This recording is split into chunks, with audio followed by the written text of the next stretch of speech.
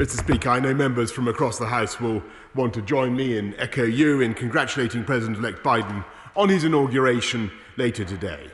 As I said when I spoke with him on his election as President, I look forward to working with him and with his new administration, strengthening the partnership between our countries and working on our shared priorities, from tackling climate change, building back better from the pandemic, and strengthening our transatlantic security.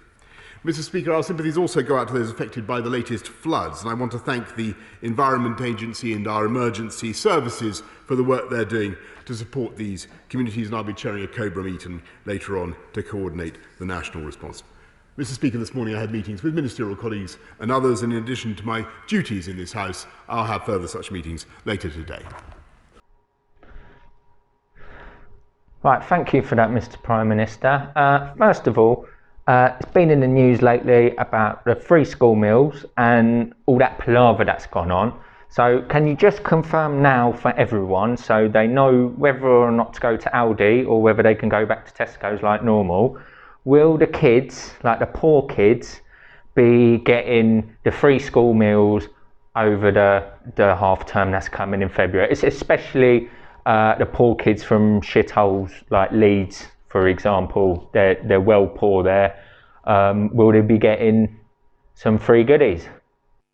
Yes, indeed, Mr. Speaker. I can confirm that eligible pupils in Leeds will continue to receive free school meal support over the February half term, and this Conservative government has given over £2 million to Leeds City Council through the COVID winter grant scheme to support vulnerable families in the coldest months, and it is the intention of this government, this side of the House, that no child should go hungry this winter as a result of the COVID pandemic.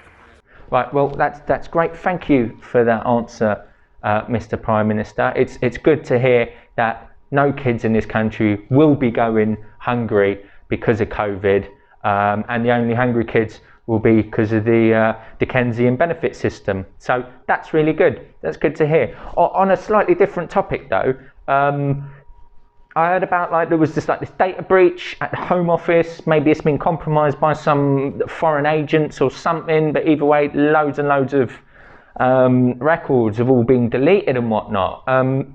Do you know how many ongoing criminal investigations this will have affected? Well, Mr. Speaker, the Home Office is actively working to assess the damage, and as the Right Honourable Gentleman will know from the urgent question that was held in the House only a few days ago, they believe that they will be able to rectify the results of this complex incident, and they hope very much that they'll be able to restore the data in question. Right, all right, I see what you're saying, but you're not, to be fair, really answering the question, which was how many ongoing criminal investigations has this affected? So we'll ask you a different one, which is how many criminals have had their records deleted? I answered the first question entirely accurately, Mr. Speaker, because we don't know how many cases might be frustrated as a result of what has happened, but I can tell him that 213,000 offence records, 175,000 arrest records and 15,000 person records are currently being investigated because they are the subject of this problem. Right, so again, I kind of feel like you're not really answering the question.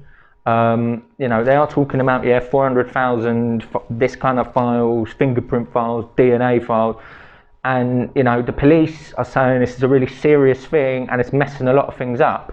So again, how many cases have been lost because of this data breach?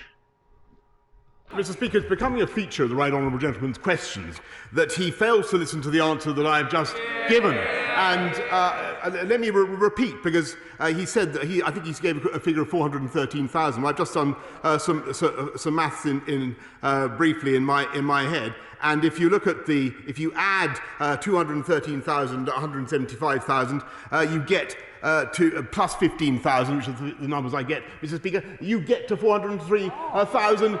If only he'd bothered to do that essential, that swift computation in his head, he would have had the answer before he stood up and claimed not to receive it. It was there in the previous answer, Mr. Speaker. Of course, it is outrageous that any data should have been lost, but at the moment we are trying, as I said in my first answer, Mr. Speaker, we're trying, which I hope he heard, we're trying to retrieve that data. Well, yeah, okay. I mean, again, I feel like, you know, we're having a bit of a struggle here, mate. So it's like, what, 400,000 police national computer files, like a whole bunch of fingerprints, DNA, crime scene data. So, I mean, you're saying this is going to get sorted. Like, you're not telling me how many ongoing investigations it's affecting. You're not telling me how many criminals it's affecting. How long is it going to take to get this fixed then? Can you at least tell me that? Preferably in like days and months and whatnot. Well, Mr. Speaker, that will depend on how long it takes to recover them. I can tell them that people are working round the clock, having been briefed on this both by my staff and also, of course, by the policing minister. We're working round the clock on this issue. And any loss of data is, of course, unacceptable. But it is this government, thanks to the robust, the strong economy that we've had for the last few years, that we've been able to invest massively in policing and to drive crime down. And that is the most important thing of all, Mr. Speaker, and I have no doubt that we will be able to continue to do that by relying on excellent data. All right, well, yeah, it's you know, DNA and fingerprint data, it's all been compromised. I think it's a bit much for you to call it a little glitch. It's a lot more than that, and I think we all know that, but maybe you don't want to panic the public. That's fine.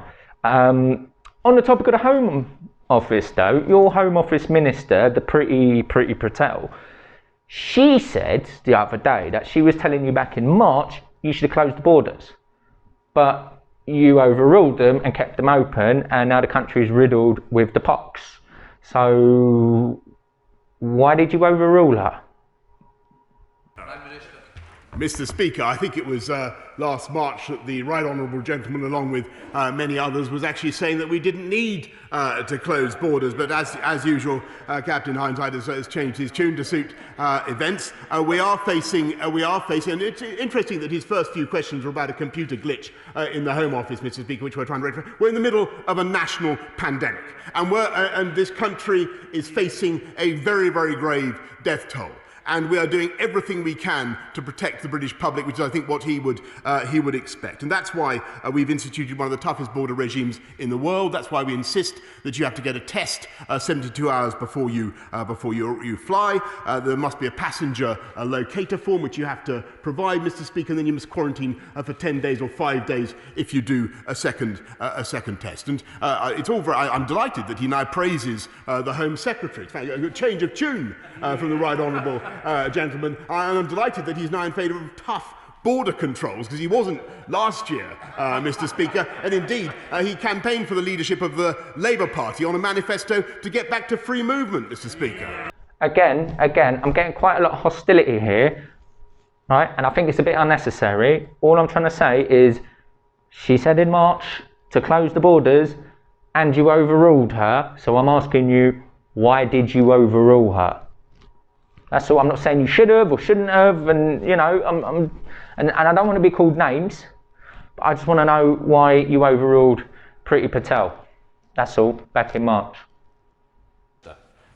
Mr. Speaker, we've instituted one of the toughest border regimes in the world, and it was only last March that he, along with many others in his party, were continuing to support an open border approach. And I must say that the whole experience of listening to the Right Honourable Gentleman over the last few months has really been like listening to a weather vane, watching a weather vane spin round and round depending on where the breezes are blowing. And we're getting on, Mr. Speaker, with tackling this pandemic pandemic through the most practical means that are available to us, rolling out a vaccine program that has now inoculated 4.2 million people in our country.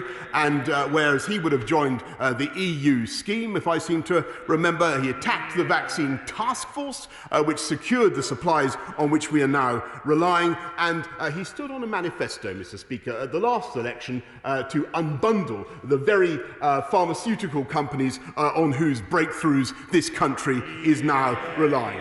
They continue to look backwards, to play politics, to snipe from the sidelines. We look forwards and get on with the job. All right, well, either way, look, we're riddled with the pox now. There's loads of it going about. There's a lot of vaccines going on.